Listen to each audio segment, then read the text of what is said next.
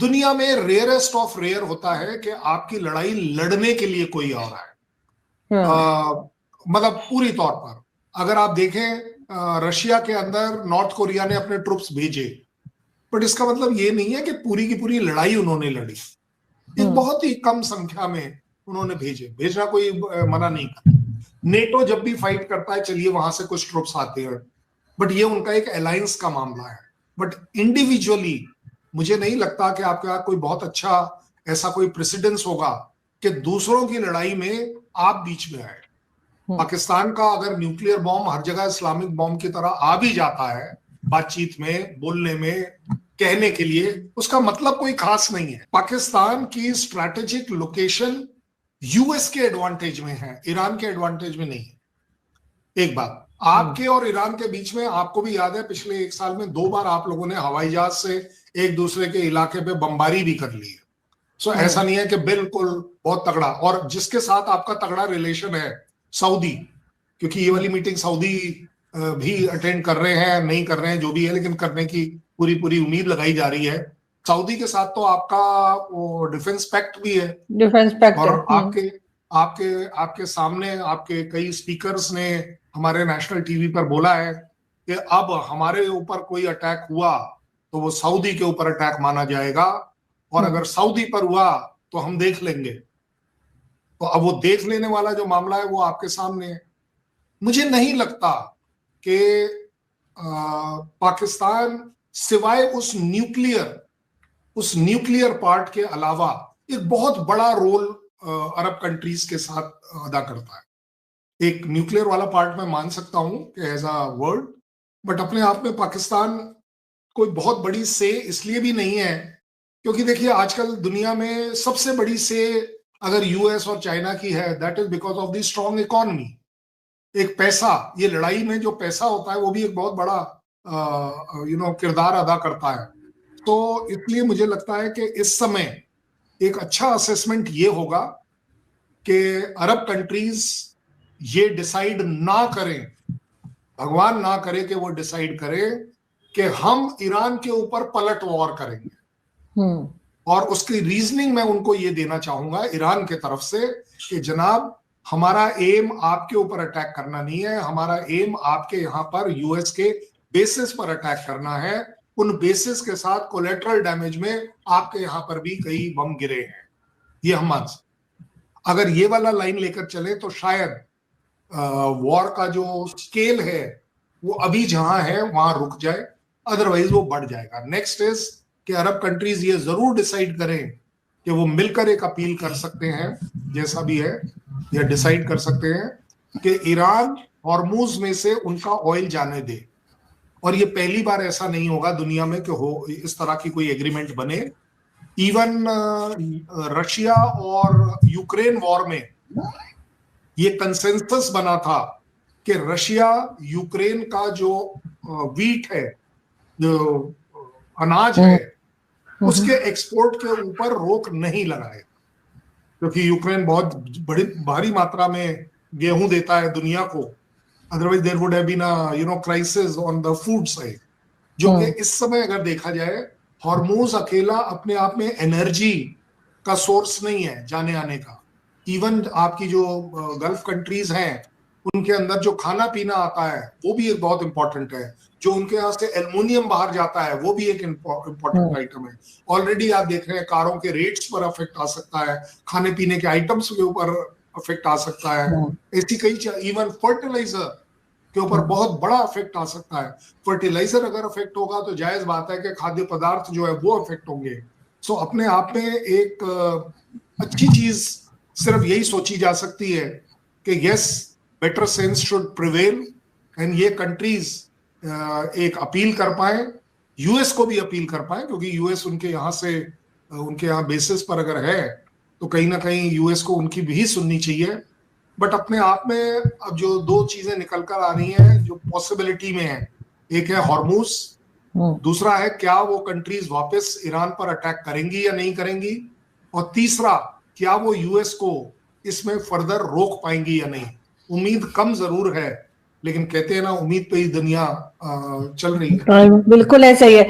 लेकिन सर ये बात तो अक्सर लोग कर रहे हैं, कि ईरान को क्या डैमेजेस हुए, इजराइल को क्या नुकसान हुआ, गल्फ कंट्रीज को क्या हुआ। लेकिन सर अमेरिका की बात इतनी नहीं की जा रही है। अमेरिका को भी तो कुछ ना कुछ नुकसान हुआ होगा वॉर से, या आपको लगता है नहीं उसे उसने कुछ गेन किया है? अमेरिका को अगर नुकसान देखना होता है ना, तो अफगानिस्तान में अरबों खरबों रुपए का वो सामान छोड़ आए, जिसको मैं कह सकता हूं डैमेज। इतना बड़ा सामान वो छोड़कर आए थे, जो कि कहते हैं कि आर्मी की आर्मी उसको इस्तेमाल कर सकते हैं, जिस तरीके से वो हेलीकॉप्टर्स लाइन में लगे हुए थे, अगर आपको याद हो। मतलब कीमत। सो अमेरिका के पास एक फायदा यह है कि वो रुपयों का लॉस झेल लेता है, आसानी से झेल लेता है। दूसरा, उसका कहीं कोई टेरिटोरियल लॉस तो है ही नहीं, क्योंकि ईरान के कोई भी मिसाइल अभी तक मेन लैंड ऑफ यूएस का तो कोई डैमेज कर नहीं पाई, और ना ही कर सकती है। भाई 9,000 किलोमीटर कौन जाके स्ट्राइक करेगा? कर ही नहीं सकते, उनकी काबिलियत नहीं है। सो आगे बात के, अगर जिसको गलत है चाहे कहना, अगर 8, 10, 50, 60, 70 लोग मारे भी जाते हैं American, then that's not a very big price they are paying. American के स्टैंडर्ड से एक लाश या एक बॉडी बैग आना भी बहुत बड़ी बात है, बट ओवरऑल अगर देखें तो मुझे नहीं लगता कि बेसिस के ऊपर जो डैमेज है, और वेल वहीं का कमाया था, वहीं पर खाक में मिल गया। आपको क्या लग रहा है ये जो बेसिस हैं, ये क्या फ्री फंड में चल रहे थे? इसके बदले में वो कंट्रीज से कुछ नहीं मिल रहा था, इन्हीं से कमाया था, इन्हीं से वो कमा कर बेस में लगाया था। और अगर वो बस बेस टूट भी जाता है, कोई बहुत ज्यादा 2, 4, 6 जहाज भी अगर गिर जाते हैं, यूएस हैज अ इकोनॉमी जो वो सह जाएगा, मुझे नहीं लगता। लेकिन जो नहीं सह पाएगा, जो आपने पूछा है, वो है नाक की लड़ाई। ये जो नाक कटेगी ना यूएस की, कि आप आज के बाद कहीं भी किसी के भी प्रोटेक्टर नहीं माने जाएंगे। आपके पास ये जो एक एश्योरेंस, इंक्लूडिंग पाकिस्तान के पास, जो एक कई बार बोला जाता है अमेरिका हमारे साथ है, हमारे साथ है। वेल, आज के बाद अमेरिका साथ होना is not a life insurance. बड़े सीधे सीधे शब्दों में कह रहा हूं कि there is no insurance on that. दूसरा, इससे भी बड़ी बात, आज के बाद including NATO country, European Union countries इस चीज पर जरूर करेंगे कि जहां यूएस के अपने इंटरेस्ट आते हैं तो वो किसी को भी नहीं बख्शता। चाहे वो ग्रीनलैंड अभी पेंडिंग में चल रहा है, चाहे वो कनाडा भी पेंडिंग में ही चल रहा है कि जी हम उसे मिला लेंगे, ये कर लेंगे, वो कर लेंगे। वेनेजुला भी अगर एक देखा जाए पेंडिंग में ही चल रहा है, क्योंकि प्रेसिडेंट साहब ने बोला था कि I am the president. But overall दुनिया में, जैसे फ्रांस ने भी क्या बोला है, फ्रांस ने बोला we will have to increase our nuclear capability. क्यों? क्यों? That means this only, you are not safe. You are not safe from your own so-called दद्दू भैया, that is America. So नाक की लड़ाई जब तक बात कर रहा हूं, उसमें मेरे ख्याल सबसे ज्यादा चोट लगेगी यूएसए को और Trump. So that is the only loss I can see. पैसों का loss is absolutely immaterial to USA.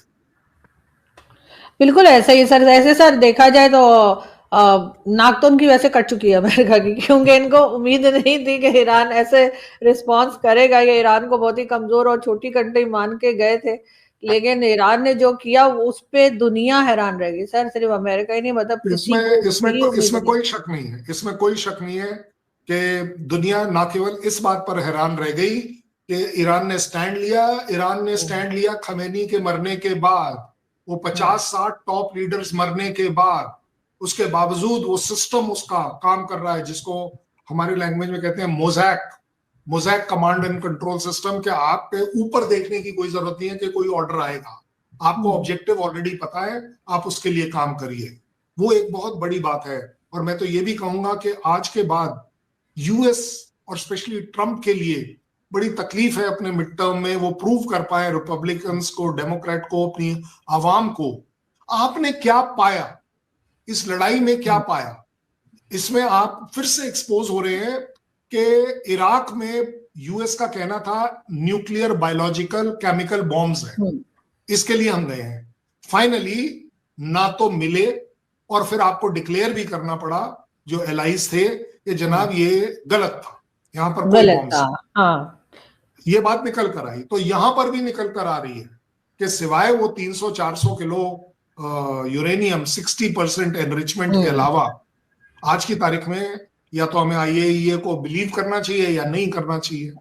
IAEA बोलता है ठीक है भाई उनके पास इतना है और ईरान ने माना है उतना है, ये भी बात चली। तो इसका मतलब लड़ाई अपने आप में सिर्फ न्यूक्लियर वेपन के लिए नहीं है, न्यूक्लियर एम्बिशन हो सकती है। मैं तो ये कहता हूं कि न्यूक्लियर एम्बिशन होना एक अलग बात है। बिल्कुल। दोस्तों, आज एक बड़ा सवाल पूरी दुनिया पूछ रही है, ईरान इजराइल युद्ध आखिर खत्म क्यों नहीं हो रहा?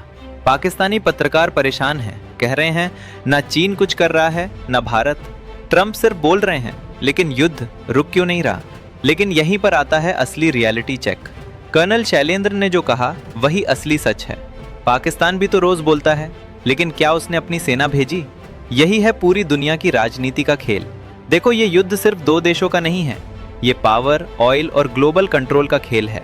28 फरवरी 2026 से शुरू हुआ ये युद्ध अब पूरी मिडिल ईस्ट को हिला चुका है। तेल की सप्लाई रुक रही है, पूरी दुनिया पर असर पड़ रहा है। तो कोई भी बड़ा देश सीधा कूदने से डर रहा है, क्योंकि अगर कूदा तो वर्ल्ड वॉर बन सकता है। चीन क्या कर रहा है? बस कंसर्न जता रहा है, डिप्लोमेसी खेल रहा है। सेना नहीं भेज रहा, क्यों? क्योंकि चीन को चाहिए सिर्फ तेल चलता रहे, बिजनेस चलता रहे। भारत का भी वही हाल है, उसे अपने लाखों लोगों को बचाना है, तेल की कीमत कंट्रोल करनी है और दोनों साइड से रिश्ते भी खराब नहीं करने। इसलिए इंडिया बैलेंस गेम खेल रहा है। ट्रंप क्या कर रहे हैं? बोल रहे हैं वॉर खत्म हो सकता है, लेकिन ग्राउंड पर लड़ाई जारी है। क्यों? क्योंकि अमेरिका भी डायरेक्ट फुल वॉर में फंसना नहीं चाहता, बस कंट्रोल रखना चाहता है। अब सबसे बड़ा सवाल, पाकिस्तान रोज बयान देता है, मुस्लिम दुनिया की बात करता है, लेकिन क्या पाकिस्तान ने अपनी सेना भेजी? क्या उसने कोई रियल एक्शन लिया? जवाब है नहीं। तो फिर सिर्फ बातें करके क्या होगा? सच ये है दोस्त, दुनिया में शांति भाषणों से नहीं आती। शांति तब आती है जब ताकतवर देश रिस्क लेते हैं, और आज हर देश अपने फायदे में लगा है। कोई भी असली जिम्मेदारी लेने को तैयार नहीं। इसलिए ये युद्ध रुक नहीं रहा, क्योंकि सबको शांति चाहिए, लेकिन अपने नुकसान के बिना। यही है आज की दुनिया की असली सच्चाई।